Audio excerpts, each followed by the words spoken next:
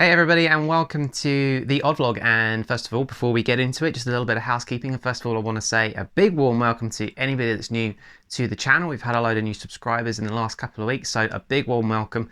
And also a huge thank you as well. If you've seen my Portsmouth Comic Con videos, I just want to say a big thank you to Portsmouth Comic Con themselves and the organisers behind it and the guys that run it. A huge thank you for letting me come down and make some content down there and film what you guys do. So it was an amazing event. If you haven't seen the videos already, please do check them out. And if you can, make sure you go down to Portsmouth Comic Con in 2023. It's an amazing event, so much to see, so much to do there, and I can't recommend it enough. It's one of my favourite conventions to go to. In my opinion, the biggest and best on the South Coast in the UK for sure. So with that said, huge spoiler alert, we're obviously talking about Doctor Strange and the Multiverse of Madness in this vlog. So if you haven't seen the movie yet, now's the time to stop watching, and a huge spoiler alert, we are going to go through some spoilers of this film. So you've been warned, and here we go, we're going to go straight into it. So the film's had a lot of really bad hate for some reason online. I've seen a lot of really bad reviews of it, particularly from fans. I loved it. I thought it was awesome. In fact, my initial reaction when I came out of the screen having seen it was that it's the best thing that Marvel Studios have done since Avengers Endgame, purely because it was on such an epic scale. I love the tone of it. I love the fact that it was slightly different from anything that Marvel have done before, with the whole kind of horror element being such a new thing for Marvel Studios. We haven't really seen them go into that really. So I just really enjoyed it. I loved the characters that were in it. As I say, I love the theming of it, the fact that it was a little bit darker and a little bit more of like a horror vibe to it was really cool. So it just really stood out to me as being really good. The sort of criticisms that I've seen of it so far have been that people were, well, there's lots of things that people haven't been happy about. So some of them haven't been happy with the way that kind of Wanda is portrayed in the film as being the antagonist and the villain, but we knew that was going to happen, so I don't really know why that complaint is there, because it's inevitable really that after what happened in WandaVision, she wasn't suddenly going to be a happy character again. She's still dealing with the grief and everything that's happened with her from the events of Infinity War and into Endgame. So it's not, it shouldn't really come as a surprise to anybody that she was going to be the villain in this. It was always expected to be that way. And I really liked Scarlet Witch in this. I thought she was a fantastic villain. She was actually really kind of believable as a character. You could understand what she was trying to do and why she was trying to do it, and just kind of allowing herself to kind of delve into the darker, deeper depths of her character and just be the bad guy. And in her mind, doing it for the right reasons, which I think is always quite an interesting turn for a villain, like Thanos, for example.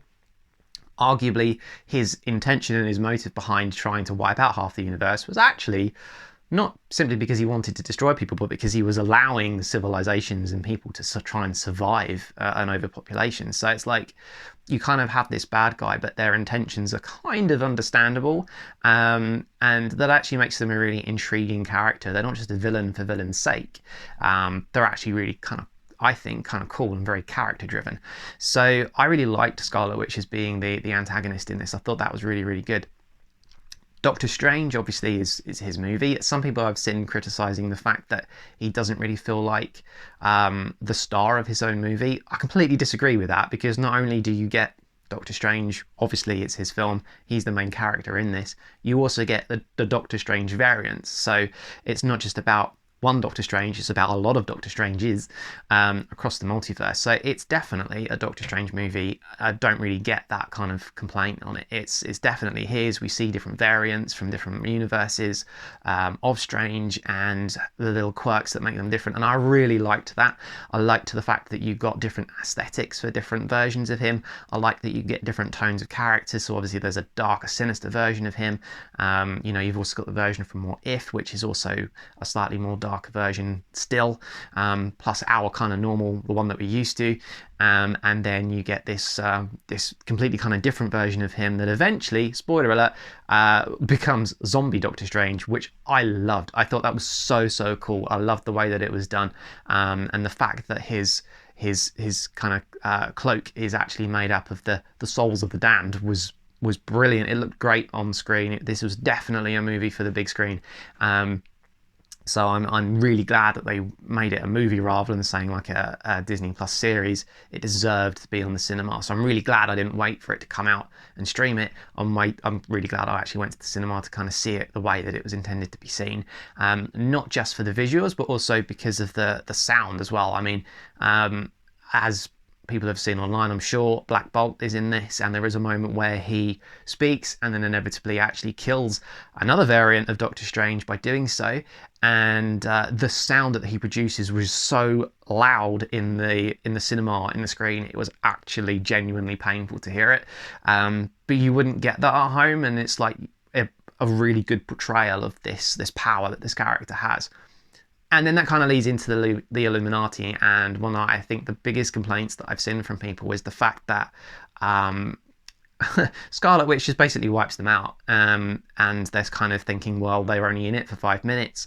I'm kind of thinking, well, if that's your complaint, why would you go for, why do you go to a Doctor Strange movie to go and watch the Illuminati? It's not a film about them, so it doesn't matter that they're only in it for a few minutes. They're just there to show you that there are different versions of the universe, and that you get different characters that will appear in it, and ones that we see from different franchises appearing, as we got in Spider-Man. It's just, I wouldn't say it's a cameo for cameo's sake. I'd say it's just there to kind of show you that in different universes, as the multiverse opens, you can get these different variants of these characters and draw in from other universes and other franchises, like the Fox, X-Men series with Charles Xavier, for example, and the What If shows with Peggy Carter there, or Captain Carter, and different versions of, say, Captain Marvel, and then you get obviously Reed Richards coming in there as Fantastic Four, and that will obviously, hopefully, in some way tie into the Fantastic Four movie that comes out, and a reprisal of Black Bolt from the Inhuman show, which everyone kind of forgets exists for reasons. And it's kind of this thing where I don't think you can complain that Scarlet Witch is able to defeat them all quite easily. I think by doing that, you're not kind of giving Scarlet Witch the credit that she's due for being as powerful as she is, and you're kind of overplaying the Illuminati. If you actually look at the comics for who's supposed to be in the Illuminati, Charles Xavier is probably the only one, other than Black Bolt, who actually is a conventional Illuminati member. So I actually felt like this ensemble of Illuminati characters in that universe was a weak one. And if it were in the sort of mainstream MCU 616, then you'd have a different bunch of characters. Ideally you should be having kind of Iron Man in there and Black Panther in there, and the more intelligent characters. Whereas this was kind of just a weird kind of mix-up of characters in that universe that are obviously really different to, first of all, what comics have, and obviously what the MCU 616 universe has. So I think people should be downplaying the power that the Illuminati have in this movie. It's really not important, and it's people then not overplaying enough Scarlet Witch's power and the fact that she's able to dismantle them. The only death in the Illuminati that kind of stung for me was just seeing Captain Carter and her being cut in half. But I think that's just because I like the Captain Carter character. But I'm not upset about the fact that she died in it, because the point is that it's a multiverse. There are countless, infinite number of different variants of that character. So, I don't get hung up on the fact that they were only in it briefly. It's the point of the film is not to introduce the Illuminati to you. They're just in it to show you that in different universes you can get these different groups of people. So they do their role really, really well. Therefore, again, it's not something I've got an issue with, the fact that they don't last very long. And it shows you how powerful Scarlet Witch is. And obviously, as the film goes on, eventually Doctor Strange, by using the Darkhold, is able to, I'd say, defeat Wanda, but he doesn't really defeat her. It kind of just shows her the humility of what she's actually trying to do, and the fact that she's denying another version of herself the ability to have her family.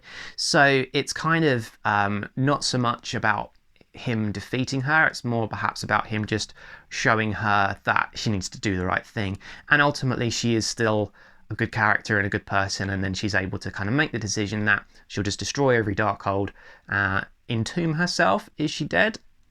Well, I don't know, and it's kind of open to interpretation. In fact, the people that made the film have said that it's also open to interpretation.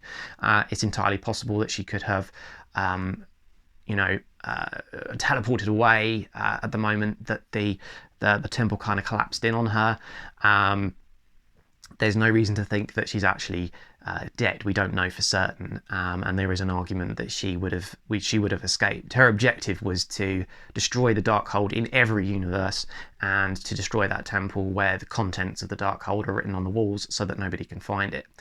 Now the argument is, does that mean that the Darkhold is definitely destroyed and can never come back again? Well, I'm not so sure, because first of all, there's nothing stopping anybody from rebuilding that temple, and then they would be able to see all the inscriptions on the wall and then rewrite the Darkhold. So that's still a possibility. Also, if we take Agents of S.H.I.E.L.D. as being, whether it's canon in the MCU or whether it's an alternate reality, it doesn't really matter.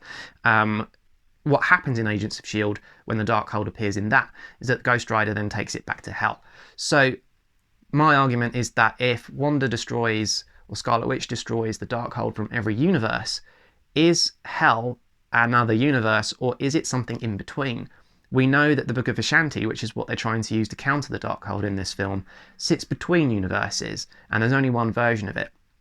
So is it possible that by Ghost Rider taking his version of the Darkhold in that story arc back to Hell, Hell might be a place between universes, and in doing so means that there probably is, or potentially is, still one copy out there that could be used, and indeed if you rebuild that temple then you could rewrite the book anyway.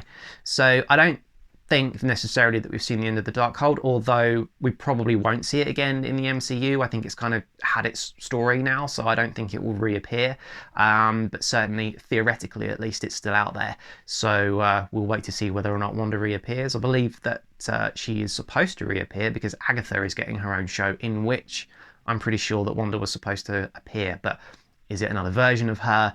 Is it perhaps a flashback to what was going on during WandaVision? Who knows? We'll wait and see. And then obviously what the film does, it obviously, like every Marvel film does at the moment or show, it kind of opens up to what's going to happen next. So we've obviously got Doctor Strange has been manipulated by the Darkhold. He gets the third eye in the middle of his head, like Sinister Strange did, which basically means he's kind of been manipulated by the power of the Darkhold. So there's now a darkness inside him, which will be really interesting to see how that plays out. It might just be that he has perhaps a slightly enhanced power, or it might mean that he actually becomes somewhat darker and more evil. We don't know yet, but it's certainly something that they could explore. And when you get into the mid-credit scene, we see that he then, I can't remember the name of the character off the top of my head while I'm filming this, but played by Charlize Theron, she then appears saying that what Doctor Strange has been doing has caused universes to collide, and that they've got to fix this problem, and then they go off into what looks like the Dark Dimension. To save what we don't know yet, but that's obviously something that they're potentially doing in a next film or a show or series or something. We'll wait to see. Interestingly, what we do know about that character, whatever her name was, is that she is, in the comics at least, the daughter of Dormammu, who obviously Doctor Strange defeated in his first film. So there's obviously tie-ins and good connections there, and I really liked the fact that it's opened up to another story. There's somewhere that they can go with that. And that is probably one of the big criticisms of the Marvel Studios at the moment in the MCU and Phase 4 where we are now, is that there's no perhaps obvious direction as to where things are going. And this film doesn't really tie in with anything like Loki. We've got the multiverse opening up, which is great, but we knew that was happening anyway because of what Sylvie did to He Who Remains. By killing him, she was the one who actually opened up the multiverse. That's what triggered it. Kevin Feige has confirmed this as well, so it's not just me saying it. Sylvie was the one that opened up the multiverse. Doctor Strange has tampered with it, which obviously hasn't helped. That's made things even worse. But what we're really waiting to see is for Kang the Conqueror to start making some appearances.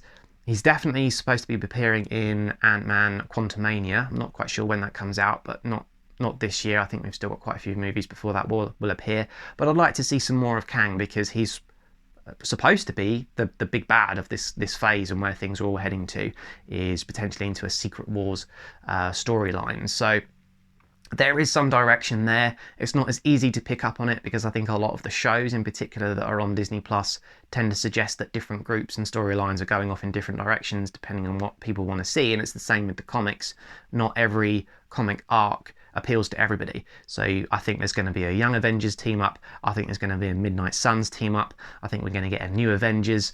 And then, you know, we've obviously got the Guardians of the Galaxy. Also, we're going to have the Guardians of the Multiverse. We've got all these different groups that are now starting to appear. It's not just the Avengers, and we may not actually ever get again your Avengers as we know them. It's going to be something different. So there we go. That was my initial reaction. I love the film. I really want to see it again.